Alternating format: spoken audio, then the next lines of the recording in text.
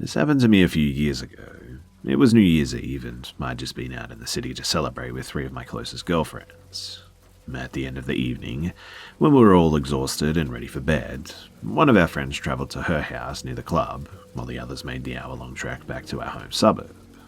There were three of us together, all females. So, the trip to our suburb typically involved a 45-minute-long bus trip, and then an Uber or a taxi to our house. I have lived in the area my entire life and am very familiar with the most convenient way to get to and from my house. On this particular evening, we got off the bus and I booked an Uber with my phone. It was around 4 a.m, so you can imagine our remote town had very little road traffic at this time. A car pulls up at the bus stop, as this was the first car that we had seen arriving, and no one else was around except us, so we assumed that it was our ride and we got in. Our Uber driver was a Russian man with a very thick accent, although he didn't speak a lot. Immediately I noticed, though, that he was taking us in the wrong direction of my house. But I figured that it was fine. Sometimes GPSs take drivers on a different route, so I just brushed off the thought. But then, about 10 minutes later, I get a text message that my Uber driver is arriving at my pickup destination. I looked at the driver beside me, angry that I was too tired or intoxicated to remember the text message that you received before your ride pulls up, but also terrified that I may have gotten my two best friends and myself into a vehicle with a man that we didn't know at all. My actual Uber driver then tried to call me, presumably to find out where we were, but I ignored the call, not wanting to alert the man who had actually picked us up. At that point, I still hadn't said anything to my best friends, but I asked the driver if he'll stop at a service station so I can grab a drink of water before we continue the journey, because I felt sick. He questioned me, "We aren't far from your destination now," but I insisted and he agreed. When we arrived at the service station, I asked my friends to get out with me, desperately, and they obliged. I explained the situation to them, and we all agreed to tell the driver that we were going to walk to a friend's house nearby and not to worry about the rest of the trip. He seemed frustrated and insisted that he take us, but we refused to get back in the car and eventually he left. And then we ended up getting a cab back home from there.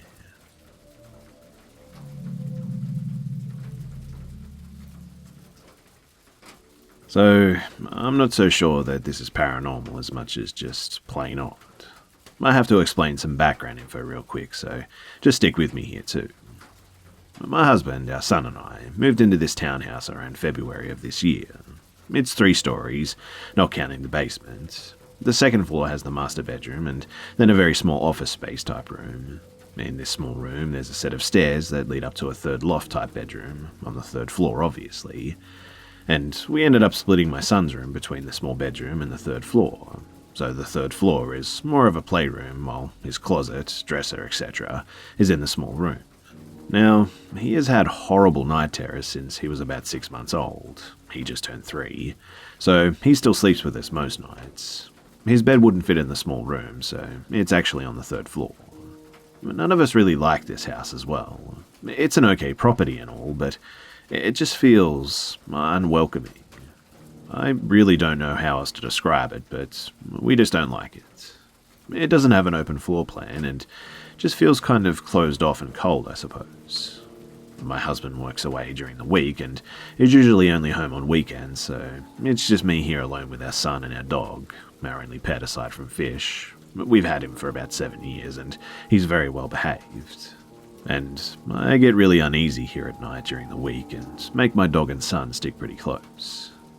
Anyway, I've had a couple of small things happen, like hearing footsteps running around on the 3rd floor. But the townhouse to the left is empty and the right doesn't even have the 3rd floor like we do. It's a row of 4 townhouses. The 2 middle have a 3rd floor. Oh, and my son and dog are both terrified of the basement. Unfinished, washer and dryer are down there. But my dog just will not go down there. He's never once been in that basement as well, and when I do the laundry, he just stands at the top of the steps and waits for me.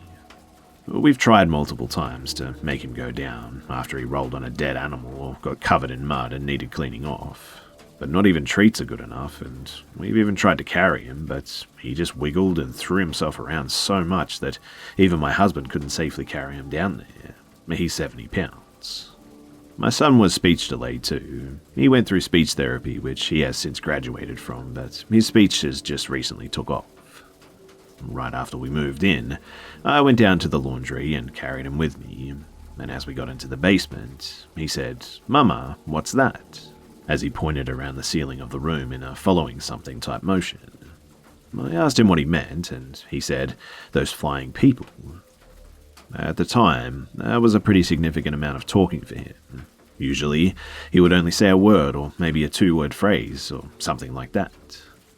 It creeped me out, if I'm honest, and also, more recently, when he isn't having night terrors, he talks in his sleep like crazy, and at least once or twice a week he sits straight up and points to the ceiling or the corner of the room.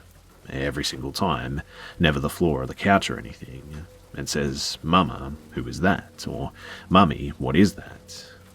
He'll repeat the question just over and over and eventually start crying as I tell him that he's just dreaming and there's nothing there. I never see anything, but it's enough to scare the crap out of me, especially at night when we're alone. So basically, what I'm trying to get at here is that we've had a few creepy things happen, but it's nothing that can't be explained. Which leads me to the point of this story. In the small second story part of my son's bedrooms, I keep his dirty clothes in a kind of cylindrical heavy cloth Batman hamper. Right after we moved in, I noticed that his clothes were always laying on the floor around it. I'd pick them up and throw them back in, but the next time I would go upstairs, they would be back on the floor. I didn't think too much about it, for the first couple of months anyway. It was just annoying. I thought my son was doing it at first, but he's really on the second floor without me. He's like my little shadow and just follows me everywhere. So I started taking notice of it more, and I would make a point to put the clothes back in there before we would leave the house to go somewhere, and even though nobody would be in the house while we were gone, the clothes would be out. So, at that point, I decided, okay, if this isn't my son, it's got to be my dog doing it. I checked the clothes to make sure that he wasn't chewing them or anything, but he never had any chew marks or slobber on them, and they were always just right outside the hamper. It wasn't like he was dragging them to his bed or kennel or anything. He always had access to the hamper at our old house, but this never happened there. Plus, I don't think I've ever actually seen him in my son's room.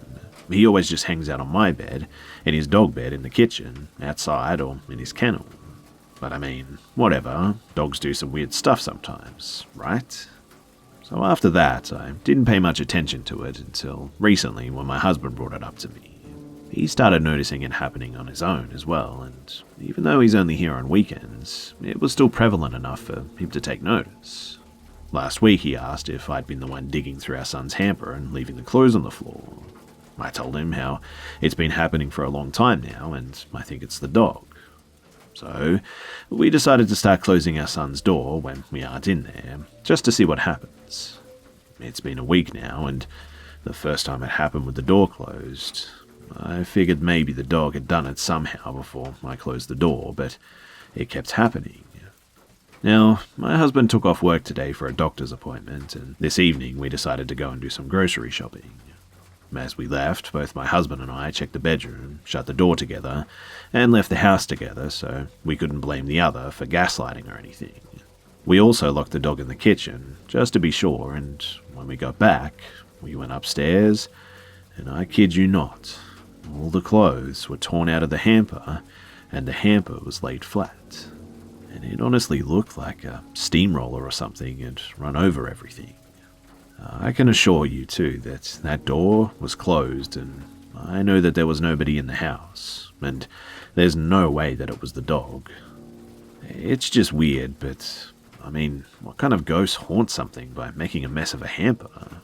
It's just so random, and the door that we closed is the only way into that part of the house, and we don't have an attic or a crawl space. All of the extra space was made into the third floor bedroom, so it isn't like we have someone just living in the attic or anything. Our landlord told us a long time ago that the people that lived here before us were a young couple with a newborn, and they ended up moving because they bought their first house. So nothing weird there. The neighbours have said before too that they were a nice and just normal family.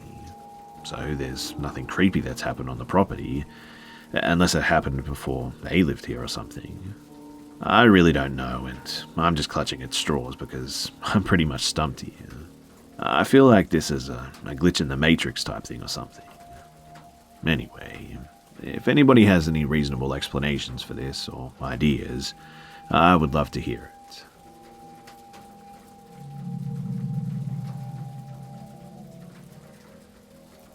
So this story took place about 12 years ago. I'm a 26 female, so I was 14 when this happened. Minnie was my best friend, and we were both the same age and both freshmen in high school. Val was around 10 or 11, I think. We spent so much time together, and at this point, I was spending the night at her house almost every weekend. Minnie and her family lived in a mobile home park not far from my house, and this mobile home park was absolutely beautiful and very well kept with several different little parks throughout it. The biggest out of all these parks is in the very back and had a big playground with lots of swings, a basketball court and a tennis court. It's important to the story, I promise. So, basically, there were a lot of things to do and we always felt safe walking around without an adult. But of course, you can never escape creepy and unusual people. I should also mention, too, that there was one house that everyone agreed the family was just really strange, and there was always just sketchy-looking people coming and going from that house, and as we got older, we realized that the son of that old couple was some sort of a drug dealer. So this particular day was a Friday, and I don't remember why, but our school had a half day, so we got out early. I would be staying in Minnie's place until Sunday morning, so we were both incredibly excited, and after being on the computer for a while, we got bored of being inside, so Minnie, Val, and myself decided to go to the big park. We told their dad where we were going, and we set off to the park. The big park was not far from where their house was. It only took about a minute or two to get there by walking. Minnie and Val decided to stop by other houses first so we could get more girls to come and hang out. And by the time that we got to the big park, there was about 15 of us girls ranging in ages of 9 to 14.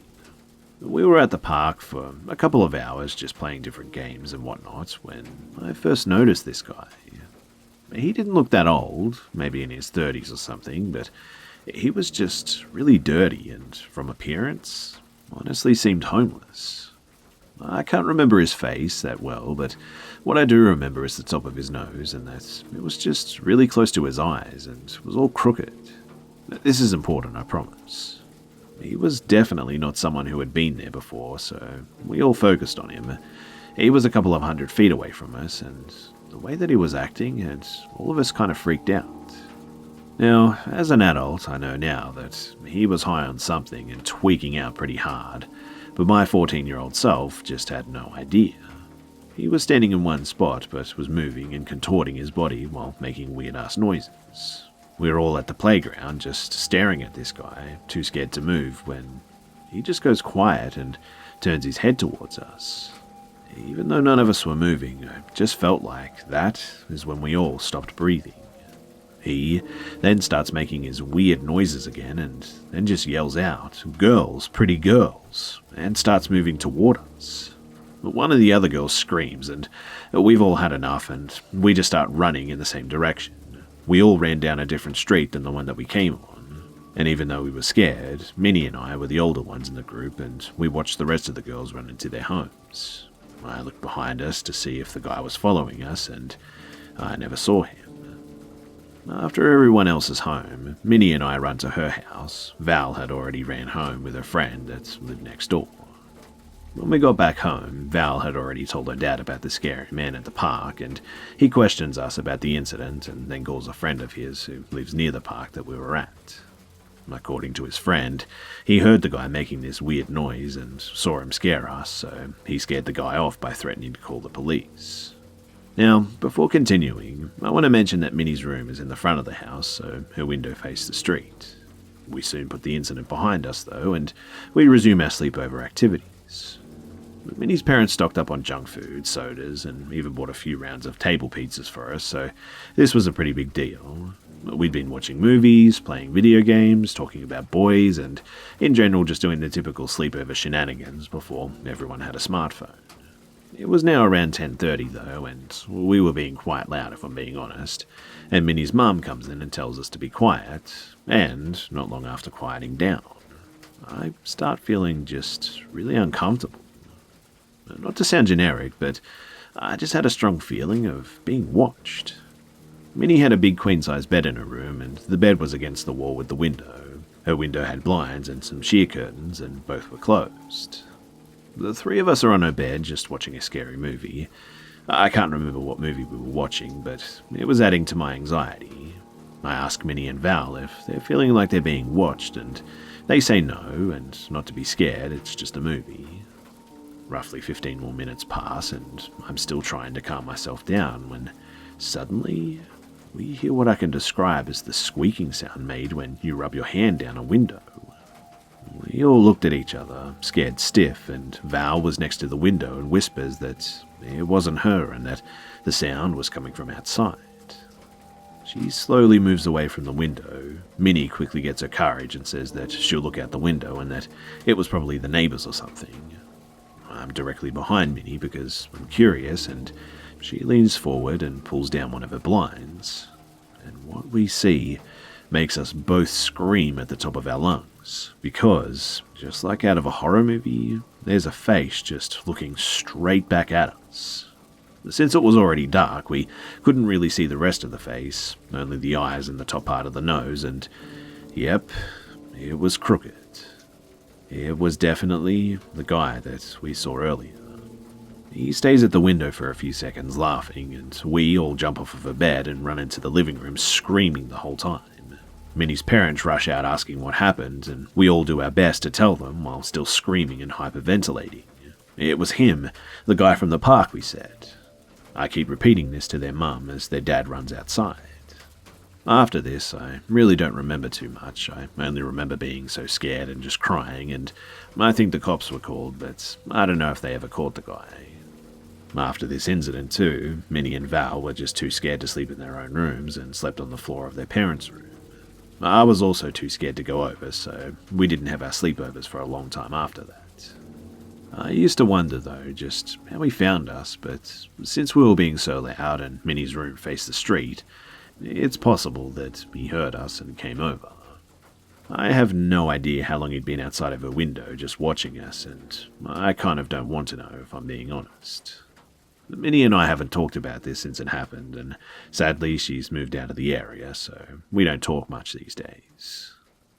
Anyway, it was a creepy experience, and one that I definitely don't want to relive. G'day mates, it's Busta here. I hope you guys enjoyed the video, and if you would like to help me out, then please go ahead and watch another video by clicking on a card on the screen. As always guys, thanks for all the love and support, and I'll see you mates in the next one.